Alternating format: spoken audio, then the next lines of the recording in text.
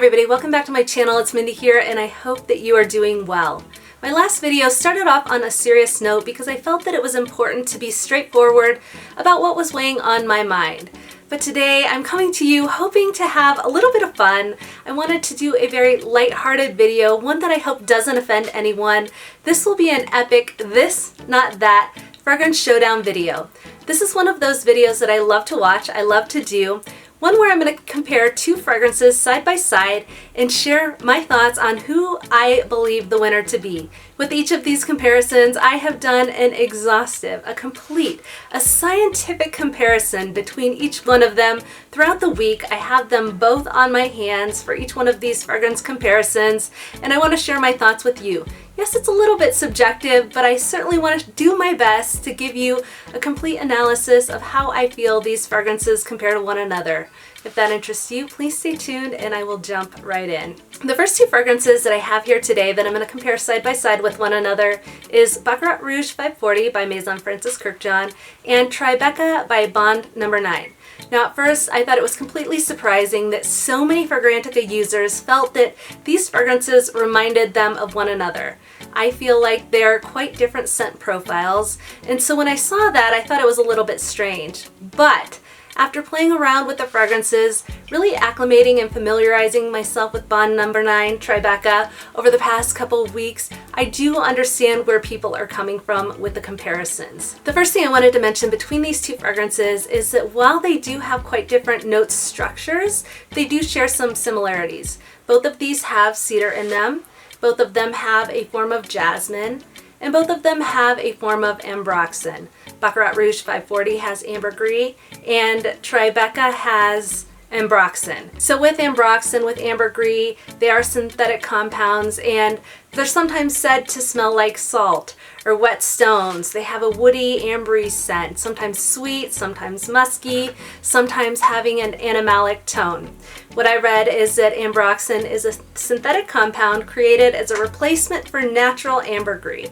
Natural ambergris is produced in the digestive system of sperm whales. So just a little bit of context there behind the notes in these perfumes. To me, it's hard to explain, but I feel like Baccarat Rouge 540 has more of what I consider a perfume-like smell. I don't mean that in a bad way, but it has that woody, sweet, beautiful, almost spun sugar-like scent profile. To me, I feel like I'm picking up a little bit of a fruit punch vibe in this one, but there's definitely way more to the scent profile than just that. So I'm always a little bit hesitant in sharing that because there is the woodiness. There are other notes in here that give it a lot more character than just that. Tribeca, on the other hand, has a lot more gourmand-like qualities to it. There's caramel, there's cacao, there's hazelnut in here. They blend with the woodiness to give it a very smooth, creamy type gourmand feel. It smells a little bit ambery, it has beautiful floral notes, but to me this is an exceptionally well blended fragrance that has a very gourmand-like quality. When I wear these fragrances individually, I do understand why people say this reminds them of this and vice versa. I get that too. When I wear this, I do get some of the qualities that are in Tribeca. For me though, when I compare them side by side, I have both of them on my skin right now and I tried them earlier this week as well side by side.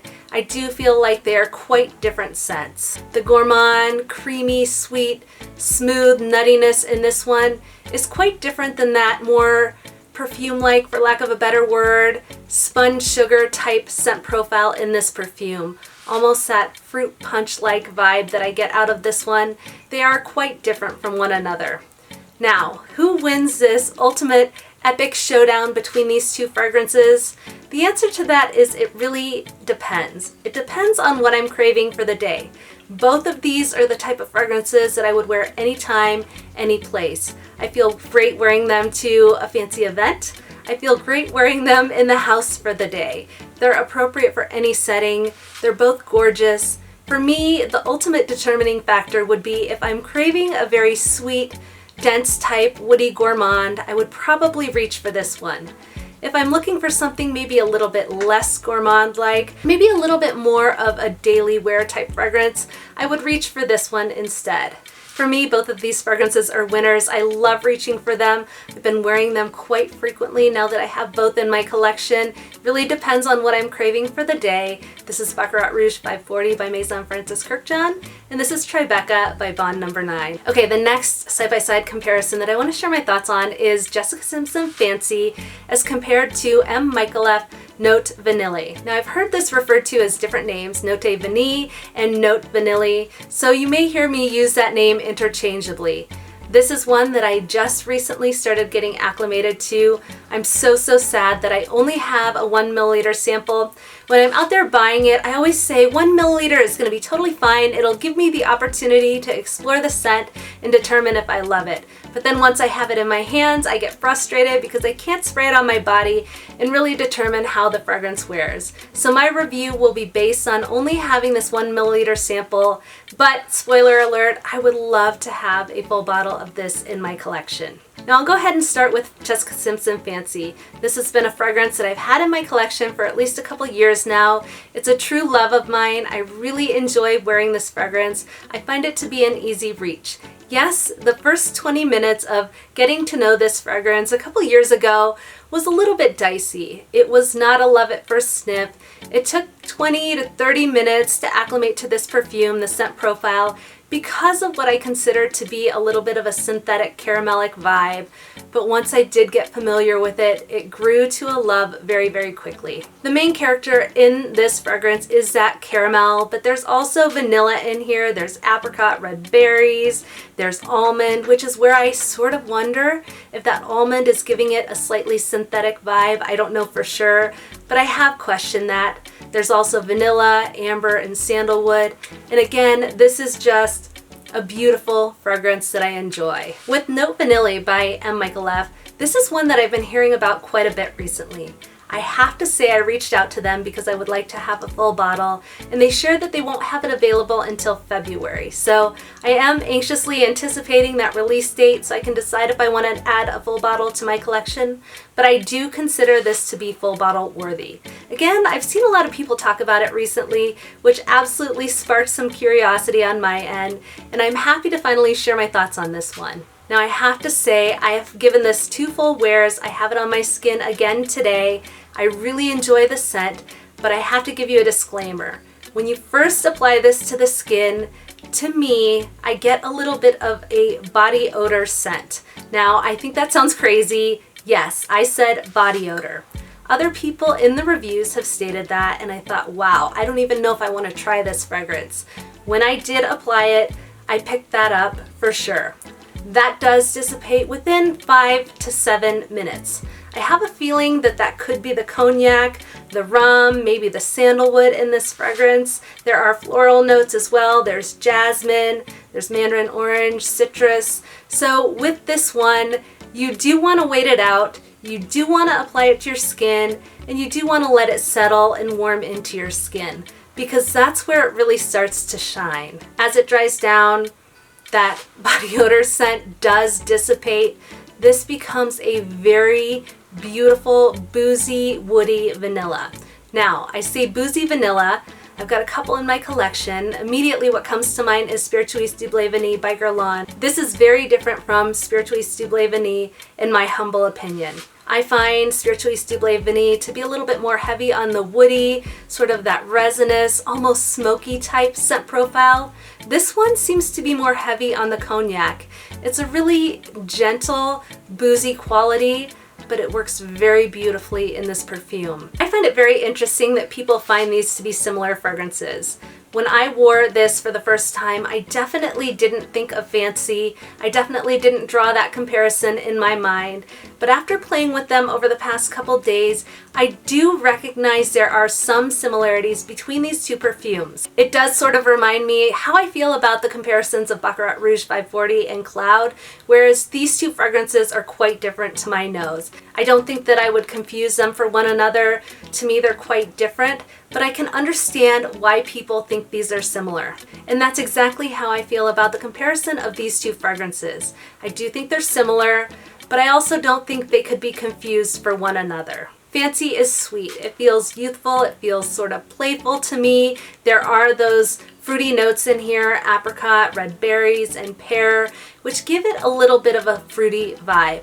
For me, this one's a little bit more mature. Now, I don't mean that in a bad way. I just feel that seems to be the case when I play with boozy vanillas. They do have a little bit more of a grown-up feel, a more grown-up vibe. I do think some people will find Note Vanille or Note Vanille, however you want to call it, to be just a little bit more smooth, maybe a little bit more well blended, more of a true vanilla fragrance to me. Whereas Fancy has a little bit more of those fruity notes, which takes it in just a little bit more of a youthful direction, in my opinion. So, who is the winner of this epic this, not that comparison? Who is the winner of this epic fragrance showdown? Fancy is a love of mine. It's going to be a lifer in my collection. I will always love this perfume. But now that I've discovered Note Vanille, I do feel like this is an exceptionally well done, beautiful fragrance. I do think people who are looking for a more mature vanilla will really appreciate this fragrance. If you like this, I think you'll like Note Vanille, Note Vanille. So for me, the winner of this battle is Note Vanille. Cannot wait to have this fragrance in my collection. Definitely want a full bottle. When it warms into the skin, when it dries down, it is a stunningly beautiful vanilla. This could easily move up on my list of favorite vanillas. Yes, it has that rocky opening. You have to get past that, but this is a great fragrance. I think one a lot of people will love, one I'm excited to see re-released by the house of M. Micallef. This is Note Vanille or Note Vanille. Okay, the last epic fragrance battle, the last showdown, the last side-by-side, this not that epic fragrance battle are two fragrances that I have samples for. These are both rose perfumes, both of which are very popular in the fragrance community. This is Atomic Rose by Initio Parfums, and this is Parfums de Marly Delina. There was a point in time where both of these fragrances were talked about on YouTube exhaustively. You would always hear about Atomic Rose, you would always hear about Delina. These were both very hyped perfumes, and I think for good reason, because they are exceptionally well done rose floral type fragrances. So one thing I will say is that I do have Lady Diana by Alexandria fragrances. This is a dupe, a clone of Delina, and I think it's a very well done dupe and clone. But for today's video, I will be talking about the actual Delina, which I do have a sample of. Now, I have to be totally honest that my types, my tastes, my preferences are always going to be warm, cozy gourmands, and these are floral-centric fragrances. While I do wear these and Lady Diana by Alexandria fragrances, I have to say they aren't fragrances that I'm craving as much as gourmands. They're the type of fragrance I need to be in the mood for and really want a floral fragrance for the day. Now, what I find really interesting about these two is that at least 314 for Grande users believe that they remind themselves of one another. There were 164 people that downvoted that likeness, but I happen to be in the camp of these two fragrances being quite similar to one another. I do think, similar to how I described the other fragrances I have here, they are not exact dupes of one another. They couldn't be used interchangeably because some people will be able to tell the difference, but they are very, very similar. Both of these have bergamot, they both have Turkish rose, they both have vanilla, and both of them have notable accords of both rose and floral notes. So that right there tells you there are quite a few similarities between the notes profile, the accords profile, and the note structure. For me, the key difference is that Delina has lychee and rhubarb.